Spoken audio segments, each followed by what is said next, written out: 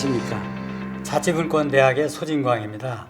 제가 오늘 말씀드릴 내용은 주민자치 명분과 실익인데, 안옥 명분하고 실익이라는 말이 또 다른 의미로 해석될 가능성이 많아요. 주로 제가 말씀드릴 내용은 주민자치의 접근 논리가 뭐냐, 즉 다시 말하면 주민자치라는 것이 뭐냐 라는 것을 생각하기에 따라서는 여러 형태의 주민자치가 있을 수 있기 때문에 이 점에 대해서 좀 정리를 하고요.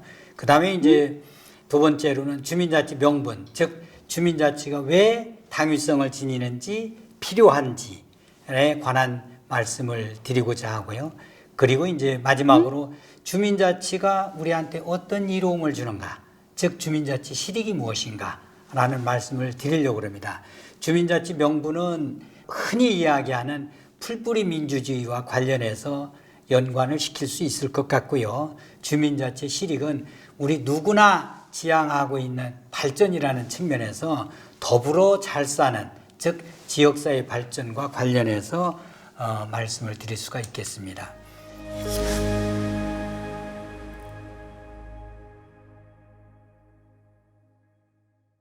주민자치 접근 논리, 우리가 왜 지방자치를 하느냐, 왜 우리끼리 공동으로 이익을 관리해야 되느냐에 관한 이야기인데요. 공동이익이라는 게 국가 단위에서 공동이익이 있을 수 있고, 마을 단위에서 공동이익이 있을 수 있고, 우리가 가족 단위에서 공동이익이 있을 수도 있고 하기 때문에 차원이 그 규모에 따라서 여러 가지로 나누어질 수 있는 그런 이야기죠. 그 과정에서 뭐는 각자 관리를 하고 뭐는 공동으로 관리를 해야 되는가 하는 것도 차원에 따라서 아마 달리 이야기를 할 수 있을 것 같습니다. 그런데 그 기본 원리는 뭔가 하니 같은 것은 같게 관리하는 것이 규모의 경제 측면에서 낫고, 다른 것은 각자 다르게 관리하는 것이 개별로 특수한 상황을 만족시킬 수 있다는 그런 점이죠. 따라서 주민자치부터 올라가서 국가가 운영될 수 있는 그런 논리가 아마도 이런 다양한 공동체를 운영하는 데 이롭다라는 그런 식으로 이제 설명이 될 수 있는 거죠. 그래서 지방자치는 원시 공동체에서부터 아마 그 유래를 따져볼 수 있는 거예요. 원시 사회에서 가족 단위 아니면 씨족 단위, 부족 단위들이 공동체를 만들고 그 공동체별로 자기네들이 속한 어떤 그 공동 이익을 도모했던 그런 방식이 지방자치와 같은 거죠. 그래서 국가와 지방 차이를 구태히 얘기한다면 국가는 하나의 큰 그릇이에요. 그리고 지방은 여러 내용을 담고 있는 알갱이에 해당이 되죠. 국가 없으면 내용을 담기가 참 어렵고, 내용이 없다면은 국가도 그 허구에 불과한 것이기 때문에 지방자치는 여전히 필요하고, 또 그것을 주민들 각자가 가지고 있는 능력과 그런 어떤 특수성을 반영해서 이루어져야 되기 때문에 주민들이 직접 참여하지 않으면은 지방자치도 잘 작동하기 어렵다라는 측면에서 이제 주민자치가 논의가 되고 있죠. 근데 지방자치단체의 3요소는 뭘까요?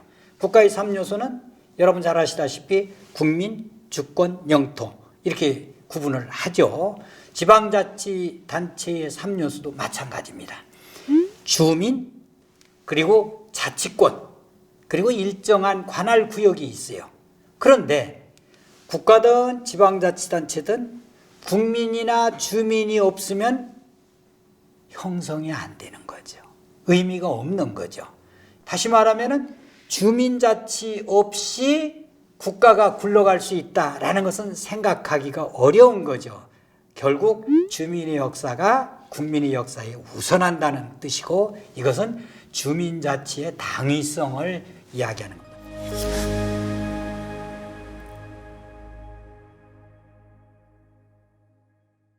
주민자치 명분은 첫 번째로는 민주주의 얼개와 큰 틀과 관련이 되어 있다는 거고, 그러한 민주주의가 보다 잘 작동할 수 있는 실천력을 높일 수 있다는 겁니다. 여러분 그 민주주의하고 사회주의를 대비시키는 경우가 많은데, 민주주의든 사회주의든 모두 공공부문을 사람 중심으로 관리하는 데에는 같습니다.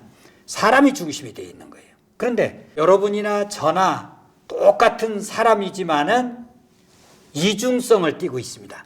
저 개인으로서 사람도 있지만은 제가 속한, 저는 지금 그 성남시 분당구에 삽니다만은 분당구 구민으로서의 구성원이 있고, 또 성남 시민으로서의 구성원의 한 사람일 수도 있고, 또 경기도민으로서 한 사람일 수도 있고, 대한민국 국민으로서 한 사람일 수가 있어요. 즉, 저 개인과 어느 공동체에 속한 구성원으로서의 사람, 이중성을 띠고 있는 것이 우리네 특징입니다. 그러면은 어느 경우에는 저 개인적인 특수성이 우선하고, 어느 경우에는 공동체 구성원으로서의 사람이 우선할까에 따라서 민주주의와 사회주의가 구분되는 거죠. 그래서 민주주의는 개인으로서의 사람을 시작으로 해서 점차 공동체 규모를 늘려가면서 작동하는 것이 민주주의고, 사회주의는 전체 사회가 우선이고 개별 구성원은 그 틀 안에서 존재 범위를 타고났다고 보는 거죠. 따라서 개인의 창의성과 개인의 어떤 이 독자적인 특수성을 가장 잘 인정해 주는 것은 민주주의고, 그 다음에 사회주의는 집단주의에 입각해서 운영이 되고 있기 때문에 개인으로서의 사람보다는 어느 공동체의 구성원으로서의 사람에 초점을 두고 있다는 거죠. 따라서 민주주의 실천력을 높이기 위해서는 개별 구성원의 어떤 그 행동에 초점을 두어야 된다는 것이기 때문에 주민자치가 민주주의 실천력을 제고할 수 있다, 이런 말씀을 드릴 수가 있는 겁니다.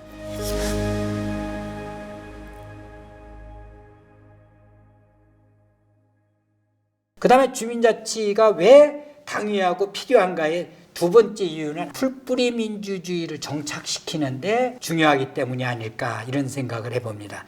인류 공동체는요, 구성원의 주도권과 주인의식이 없다면 만들어지기도 어렵고 만들어져도 유지 관리가 오래가지 못합니다. 따라서 풀뿌리 민주주의의 근본 원리는 구성원 각자가 주도권과 주인의식을 가질 때 이루어진다. 개인의 특수성을 인정하지 않는다면 참여가 이루어질 수가 없습니다. 결국 개인의 특수성을 인정해 준다면 사회가 다양하다는 걸 인정해야 돼요. 나와 다른 남이 함께 더불어 살아갈 수 있다는 틀을 만들어야 되고, 그러한 틀이 공동체가 되지 않겠습니까? 이걸 공동체의식으로 바꿔서 공동의 번영을 이루기 위해서는 어떻게 해야 되느냐? 소규모 집단의 역량이 가장 중요하다는 거고, 개인의 역량이 또 중요하다는 거죠. 따라서 주민자치 장점은 풀뿌리 민주주의를 정착할 수 있는 가장 실천력이 높은 수단이다 라는 데 있다는 거죠.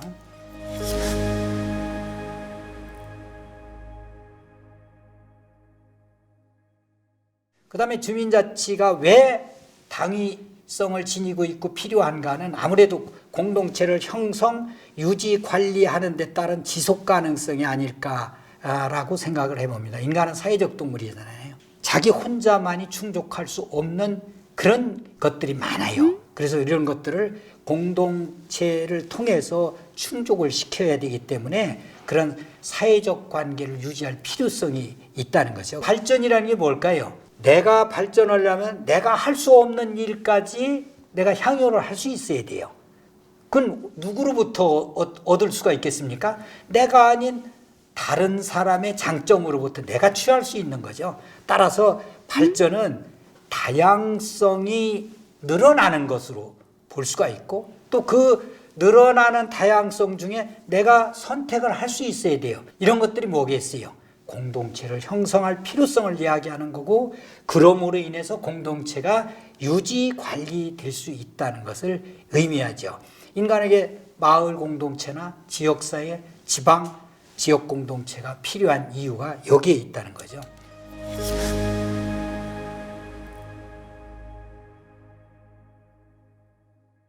그 다음에 이제 주민자치가 그럼 왜 우리한테 이로운 것일까? 실익이 뭘까? 라는 것을 한번 생각해 볼 필요가 있는데요. 실제 자신한테 이로운 점이 없으면은 그런 주민자치가 오래가지 못하겠죠. 그래서 지역사회 발전과 주민자치를 연동을 시킬 때요, 상호작용 관계를 검토해 보면은 두 가지 항목을 우리가 염두에 둬야 될 것 같아요. 하나는 공동체 규모. 공동체 규모라는 것은 하나의 마을 단위로 할까, 동 단위로 할까, 아니면 시 단위, 군 단위로 할까, 아니면 도 단위로 할까, 이런 걸 염두에 둘 수가 있겠죠. 또 하나는 우리가 이제 그 상대방과의 상호 거래 관계를 통해서 공동체가 형성된다고 말씀드렸잖아요. 그러면 그러한 거래가 지속되려면, 즉 공동체가 지속적으로 형성되고 유지 관리되기 위해서는 뭐가 이루어져야 되겠습니까? 우선 분배 과정에서 공정성이 유지돼야 될 것이고, 그 다음에 성장하는 측면에서 비용은 적게 들이고 혜택은 커야 되겠죠. 그래서 효율성이 중요한 거예요. 공동체 규모를 마을 단위로 할 것인지, 아니면은 광명시, 아니면은 춘천시, 아니면은 순천시, 이런 시 단위로 할 것인지, 아니면 전라남도, 아니면 경상남도, 이런 도 단위 광역자치단체로 할 것인지에 따라서 어떻게 변화하는지를 보게 되면은, 주민자치 실익을 어떤 규모의 공동체에서 가장 잘 충족시킬 수 있고, 따라서 그러한 공동체 규모에서 할 수 있는 일은 그 공동체가 해야 된다. 시민들이 가장 행복한 그런 공공재와 공공서비스는 시 단위에서 할 수 있어야 된다는 얘기죠. 그리고 또 국가 단위에서, 국방이라든가 외교처럼 국가 단위에서 전체적으로 통째로 이루어졌을 때 국민이 모두 행복하다면 국가가 그러한 일을 할 수 있도록 하는 것이 중요할 겁니다. 즉 공동체가 커지는 경우, 작아지는 경우, 그 둘로 나눴을 때 어떤 변화가 있는지를 한번 보겠습니다. 예를 들어서 공동체 규모가 커질 경우, 다시 말하면 광명시가 아니라 경기도 단위로 한다. 경기도에서 무엇을 나눠준다 그러면은 광명시도 있고 성남시도 있고 수원시도 있고 그 다음에 양평군도 있고 여러 31개 시군이 있습니다. 그러면 그 시군별로 서로 나눠받는 과정에서 불만이 있을 수가 있어요. 남의 떡이 크게 보이는 것처럼 공정하더라도 불만이 있을 수가 있습니다. 그래서 공동체 규모가 커지면 커질수록 불만이 늘어납니다. 다시 말하면 공정성이 적어진다는 거죠. 국가가 모든 것을 나눠준다라고 했을 때는 제주도와 서울이 불만이 있을 수 있고 강원도, 전라남도 불만이 있을 수 있고 이런 식이에요. 그래서 나눠주는 입장에서 공동체 규모가 커지면은 분배의 공정성은 작아진다. 대신 나눠주는 입장의 공동체 규모가 작다고 봐봐요. 우리 조그만 마을 단위에서 공공서비스를 나눠준다고 그러면 서로 얼굴을 맞대면서 일상생활을 공유하는 사람들이기 때문에 저 집은 많이 갔네, 저 집이 참 어렵대 요즘, 그러니까 많이 가도 괜찮아, 이런 용인하는 수용력이 높아진다는 거죠. 따라서 분배의 공정성은 커집니다. 반면에 어떤 자원을 투입하는 입장에서 자원 활용과 관련해서는 공동체가 커지면은 아주 비용을 적게 들이고도 전체적인 성장 몫을 크게 할 수 있는 효율성은 늘어나요. 대한민국을 하나의 단위로 봐서 산업단지를 배치해가지고 국가 발전을 유도한다고 그랬을 때는 울산 지역에 거대한 석유화학 산업단지를 만든다. 그러면은 거기에 집중적으로 투자를 할 수 있습니다. 그 효율성은 높아지죠. 반면 아까 말씀드린 대로 분배의 공정성에 있어서는 울산만 커지네? 그러면 충남의 부여군에 사는 사람, 울산에 많은 공장이 들어서고 그로 인해서 생산액이 늘어나는 것을 체감하기가 어려워요. 그거 효과를 보기는 어렵단 말이죠. 따라서 이 효율성은 공동체 규모가 늘어나면 커지는데 분배의 어떤 공정성은 반면에 작아질 수 있는 그런 관계에 있기 때문에 주민자치 실익은 사람 중심의 공동체 인식의 근거에서 논의될 수 있다라는 거죠. 그런 관점에서 보게 되면 주민자치가 왜 이롭고 왜 우리한테 좋을까? 라는 것은 우선 주민자치의 어떤 작동체계와 지역사회 발전을 연계가 되기 때문에 그렇다는 겁니다. 주민자치의 작동체계는 공동체를 형성하고 주민 주도권과 주인의식 제고로 자원 활용을 적정화해야 된다는 거, 이게 곧 지역사회 발전이지 않겠습니까? 그 다음에 지역사회 공동체를 기반으로 지역사회 발전으로 끝나는 것이 아니라 이것이 지역의 발전, 국가의 발전으로 이어져야 된다는 거죠. 그 다음에 주민자치가 우리한테 필요한 이유는 지역사회 발전 패러다임을 충족한다는 겁니다. 지역사회 발전의 패러다임은 오늘날 뭐겠어요? 그전에는 돈 많이 벌고 소득이 늘어나고 길 많이 닦여지고 하는 것으로 지역사회가 발전하는 것으로 생각을 했어요. 그러나 오늘날 지역사회 발전의 어떤 패러다임은 사람과 사람과의 관계가 신뢰에 기반해서 이루어지고 있고 또 공동의 이익을 도모하기 위해서 주민들이 많이 참여하고 그 다음에 주민들끼리 여러 조직을 운영하면서 서로 공통관심사를 논의할 수 있어야 되고 등등으로 이야기할 수 있거든. 이런 것들을 사회적 자본이라고 합니다. 두 번째는 요즘 이야기하는 협치, 즉 거버넌스 얘기죠. 즉 주민자치를 하게 되는 이유는 주민자치에 참여하는 모든 사람들이 공공재 및 공공서비스 이해 당사자이기 때문에 그렇거든요. 그렇기 때문에 모든 이해 당사자가 공동의 일에 참여하는 그런 과정에서 거버넌스가 협치가 구축이 될 수 있다는 그런 장점이 있죠. 주민자치 실익에 관한 여러 가지 사례가 있는데 우리나라 전통적으로 새마을운동, 마을 단위에서 이 당시에는 주민들 스스로 결정해야 했기 때문에 그런 주민들 스스로 결정했기 때문에 거기서 결정된 사항들이 잘 지켜질 수 있었단 얘기죠. 그렇지 않고 국가에서 이거 해 일일이 정해줬다면은 주민들은 아마도 피동적이라서 시간을 때우거나 아니면은 그 결과를 부풀리기 위해서 노력하는데 그쳤을 겁니다.